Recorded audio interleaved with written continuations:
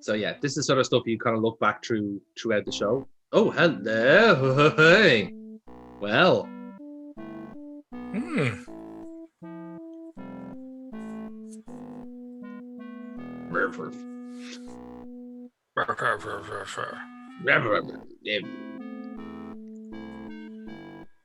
so See, the yeah, this knob is sort of. scores aren't the only ones she's polishing. Well, I'm glad you said that, not me. But The family show. we're trying to cut down on the sex, you know. But we're all getting older, Neil. It's our humor is aging like wine or milk. I can't tell. Very similar. If you made it turns to the vinegar, then you're kind of right with the wine analogy. I think I'm in the ballpark. Let's just say, but so yeah. Again, this is sort of stuff you can pick up on, and that's as a word, like the game is not really explaining anything to you. It is just up to what you find, and then at the end of the game, you kind of get your score then and to say like what have you found and whatever it is. So it's a good way of doing it because again, that's why, as you said at the start, they asked you have you played this before, and then you can on the second playthrough around you can see more, and it might explain a few things that you missed. Like this, for example, this is the conversation we jumped in on.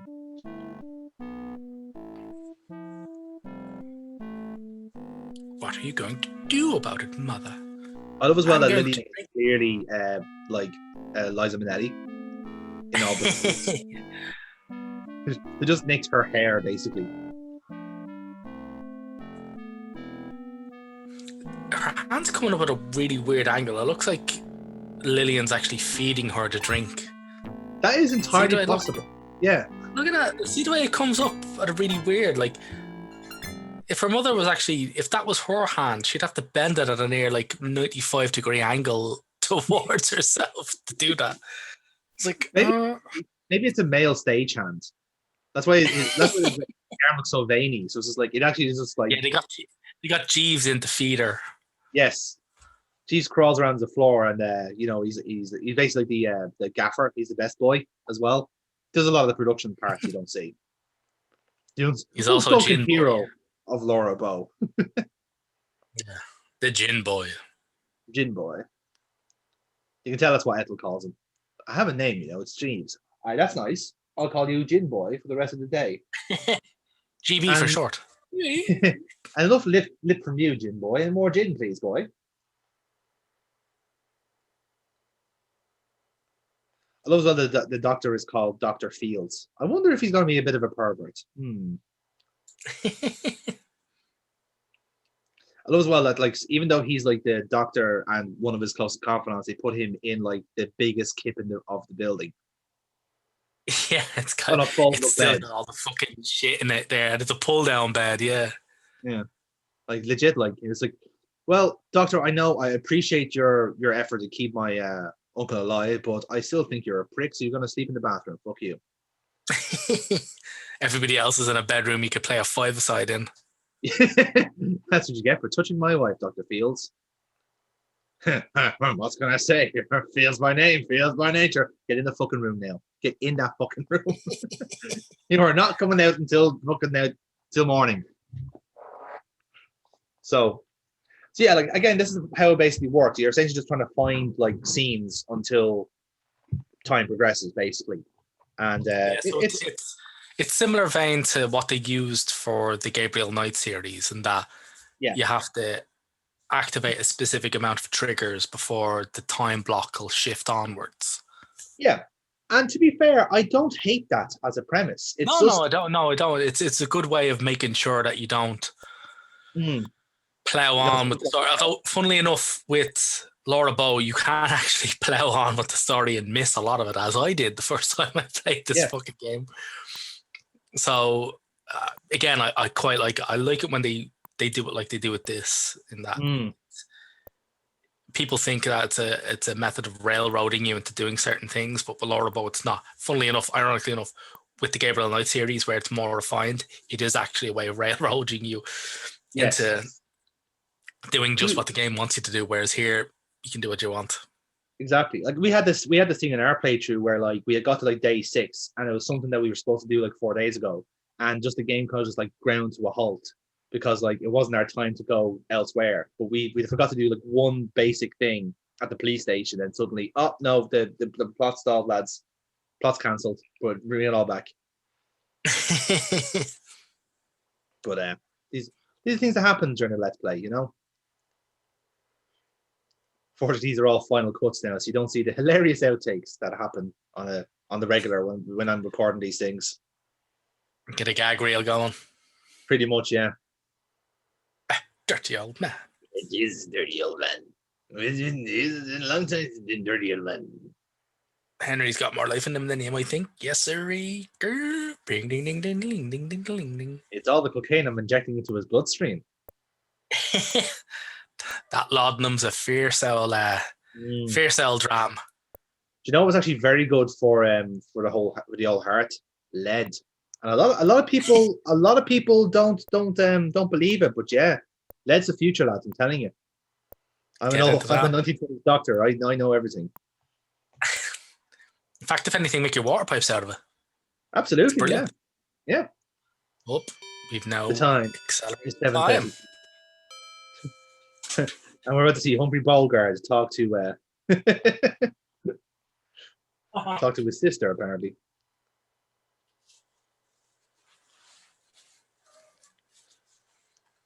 So yes, this is another conversation we've delightfully interrupted. I love as well, like she is meant to be like a Hollywood star, but she does look like a bloke with like a fucking bike helmet. I think that's the deficiency of the pixel art. Yes. I'm not saying he's based on anybody in particular, Neil, but have you ever seen Gone with the Wind? Fake.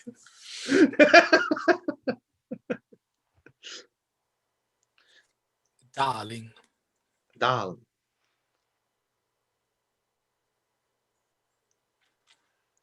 You see, I already suspect him already because his eyes have been shifting. It's with Ethel, I could never see her eyes, but I know his eyes are shifting. She's tipping her fucking lash out onto the ground. Pure shifty. She's a colossal bitch, that's why. She's on Hollywood, man. She doesn't need this shit. She just needs more money. That's all. The accumulation of wealth is all she cares about now. Time, please. Apparently we spent 15 minutes in that parlor. Maybe those two were right.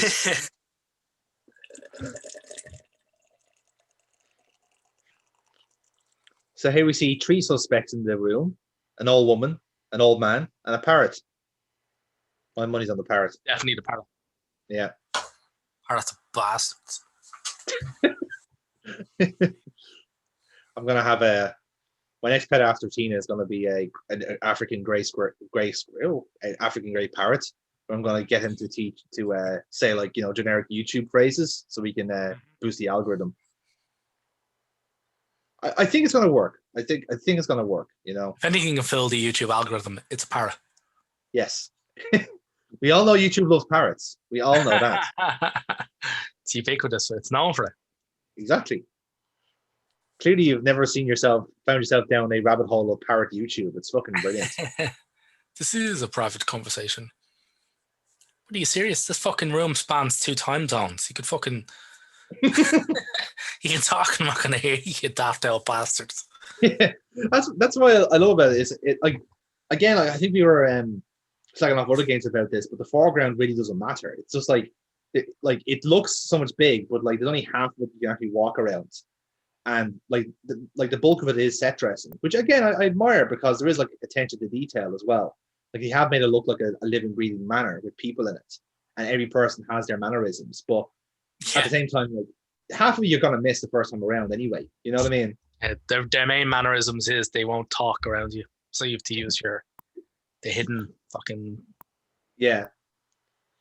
And to be fair, if there's like serious family drama going around, and like this girl who has literally no involvement whatsoever in the family, I'm probably gonna be secretive as well. I'm not gonna just bleat out all the family secrets to her because I trust her.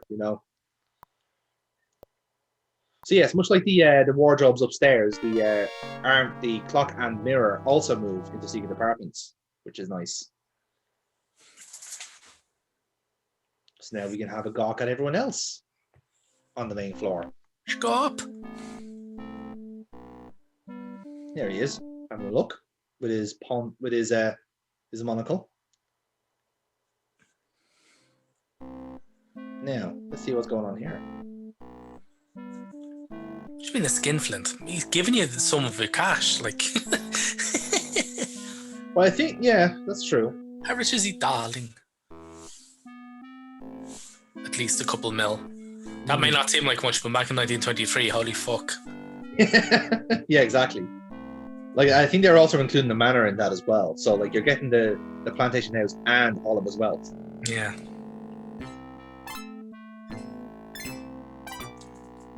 Ooh, something about Fifi there. Although we already know what the score is about that. Yes. I don't know if you're smelling anything here, Neil, but I smell with something with a tinge of jealousy. I smell a ruse, yes. Yeah. I smell a cunning plan being made here between brother and sister.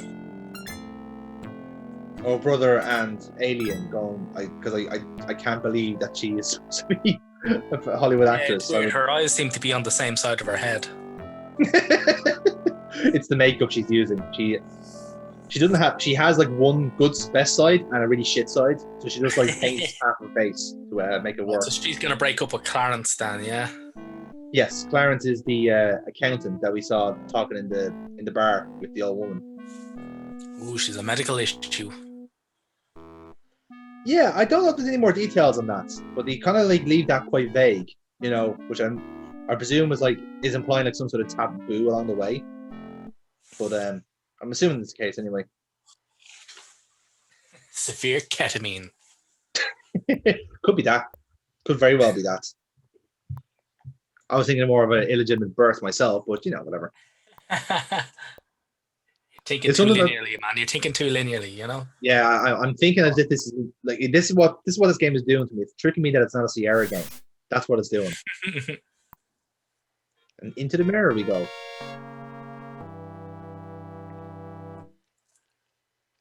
So yeah, like this is the bulk of the gameplay practically, and then whatever like little puzzles and things we need to do to progress the game. But it is a lot of it's just watching and observing, seeing what's happening. And those are two very wrinkly people. What's happening here between conversation of the two raisins? Ooh, the swampy land. So like Gertie is supposed to be the stupidly old-fashioned one who still thinks like she still is in the plantations. Yeah. Hence with the eyeglasses and the rough neck, yeah. Yeah, the fucking Romulan outfit she's wearing there. The state of it. I'd say your man's saying that the land's actually worth quite a bit. Look, I like it. It's showing you like everyone's plotting already. Like there's something stewing here because again the colonel has kind of set it up this way. It was like, well, if any of you die in the meantime, well, not my problem, I'll just give it to fucking charity instead.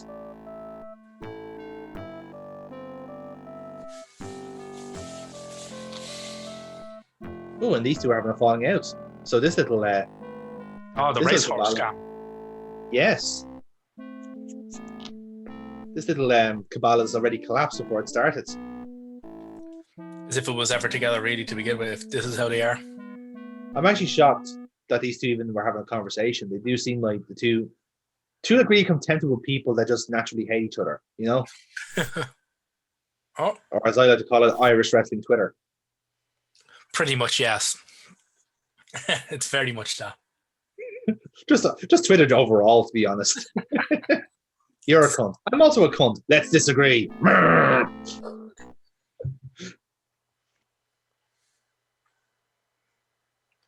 So there's nobody in that room, but you can't go through the door. It's a mystery door.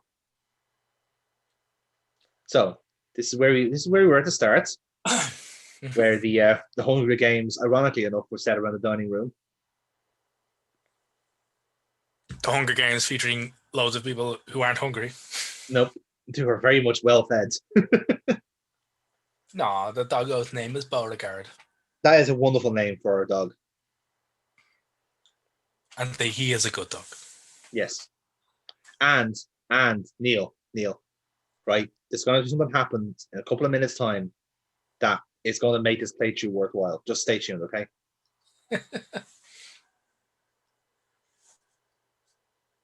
There he is. Pretty old and lazy. He deserves to be lazy. He's a good boy. Yeah. Watch, what, look at this. This is beautiful. Look at the tail wagging. Aww. Confirmed. You can pet the dog in the Colonel's Bequest. Nice. Yes. You love to see it. This game does not understand love. And love. Yes. I'm going to clip that. No. So yeah, sorry lads. The next 3 hours of this playthrough is me petting the dog, and I actually don't progress in the game at all. So sit back, lads. Just keep doing it. What a good boy. I really hope he's not the murderer.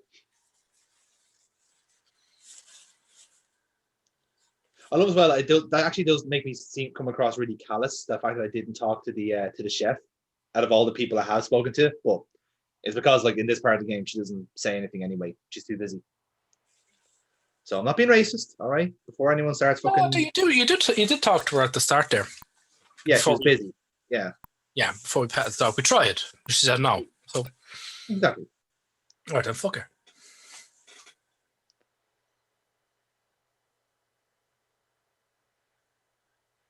So patient of his.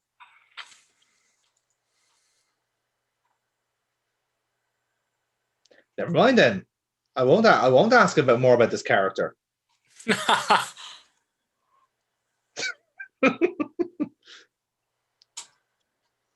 Clearly, we weren't meant to care about the whole health condition part. You know, it's not a factor in the investigation. Oh look, there's Fifi doing her maid things. I mean, I'd say she seems pretty qualified for the job, but the fucking skirt's high enough, so I suppose she's qualified that way. Well, that's 90% of it. Well, 95% if you give it another centimeter. Mm-hmm.